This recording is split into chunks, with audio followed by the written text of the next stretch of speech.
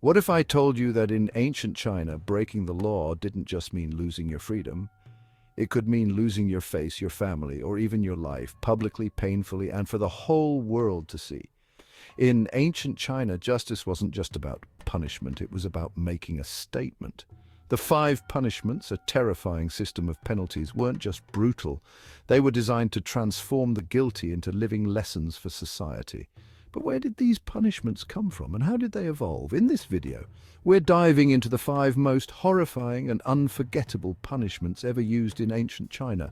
And trust me, you won't believe how far the empire would go to maintain order. Stay with me, because what you're about to hear is not for the faint of heart. Are you ready to uncover the darkest corners of history? The five punishments trace their roots to the Shang Dynasty, around 1600 to 1046 BCE, one of China's earliest dynasties known for its advanced bronze technology and strict social hierarchies. During this time, justice was heavily intertwined with divine will. Rulers claimed the mandate of heaven, a divine right to govern, and they saw the enforcement of law as a way to maintain cosmic balance. Punishments were severe and public, often carried out as rituals to appease the gods as much as to deter crime. Crimes like theft, betrayal, or even failing to show loyalty to the ruler were seen as disruptions to the natural order and required brutal retribution to restore harmony. By the Zhou dynasty, from 1046 to 256 BCE, the system became more formalized as society transitioned from a primarily clan-based structure to a feudal system with defined roles and hierarchies.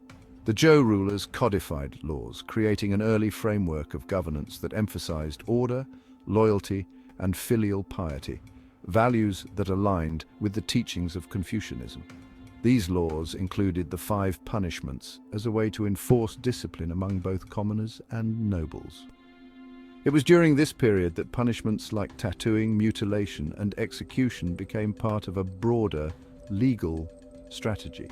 They weren't just meant to punish the individual, they were designed to serve as terrifying public spectacles. Justice wasn't just retributive, it was performative. Officials would carry out punishments in crowded public spaces to send a clear message: defy the law, and you would pay with your body and dignity. Fast forward to the Qin Dynasty, from 221 to 206 BCE, and these punishments became even more systematic under the legalist philosophy. Legalists, like the infamous Chancellor Li Si, believed that strict laws and harsh punishments were the only way to maintain control over an expanding empire. Under Qin Shi Huang, China's first emperor, the five punishments were codified into one of the world's earliest centralized legal systems. Crimes ranging from petty theft to rebellion were met with terrifying precision. Let's start with the least bloody but still humiliating punishment: mo, or tattooing. Convicted criminals had characters permanently inked onto their faces, foreheads, or arms, marking them for life. Common tattoos included words like thief or traitor. Imagine walking through your village with the proof of your crime on your face, no chance to escape your past. One famous case from the early Zhou era tells of a court scribe who was tattooed for falsifying records, an offense that undermined the trustworthiness of the royal bureaucracy.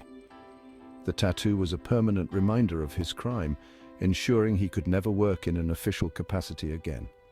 This practice was still common during the Qin dynasty, but began fading out after Emperor Wen of Han reformed the penal system to replace some mutilation punishments with fines and labor.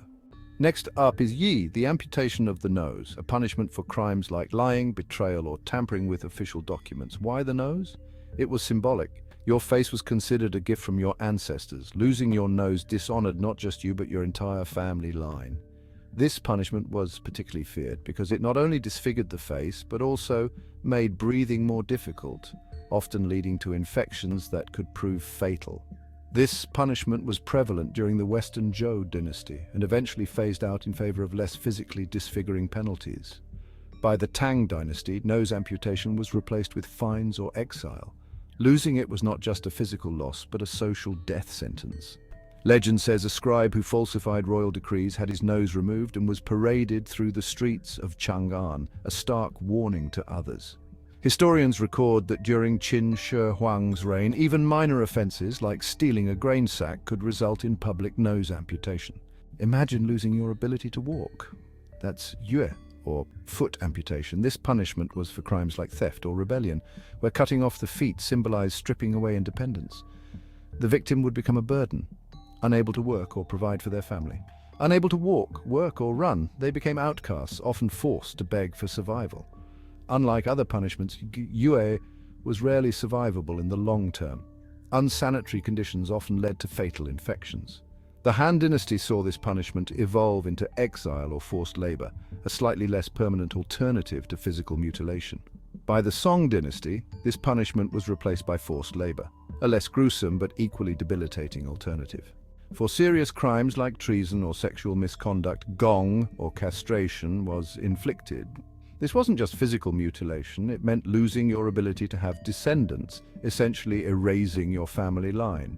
Many castrated men became eunuchs, serving in the imperial court. Some, like the infamous eunuch Yuè Gōng during the Ming Dynasty, even rose to power, proving that even the punished could wield influence in China's turbulent history. The ultimate punishment was da pi, or execution.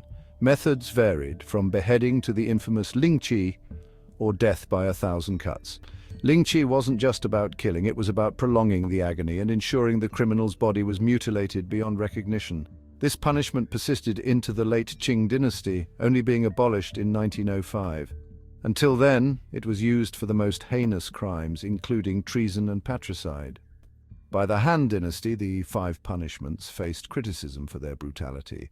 Emperor Wen introduced fines, labor and flogging as replacements for some mutilations, reflecting Confucian ideals of rehabilitation.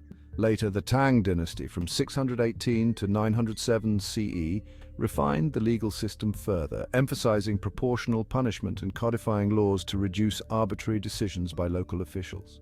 But the 5 punishments weren't the only horrors of Chinese justice. Tortures like the flaming shoes, where offenders were forced to stand in metal shoes heated to unbearable temperatures, added an extra layer of pain.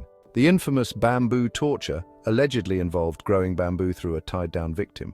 The 5 punishments of ancient China remind us of the harsh realities of justice in the past. They weren't just about enforcing laws, they were about instilling fear, maintaining order, and preserving social harmony.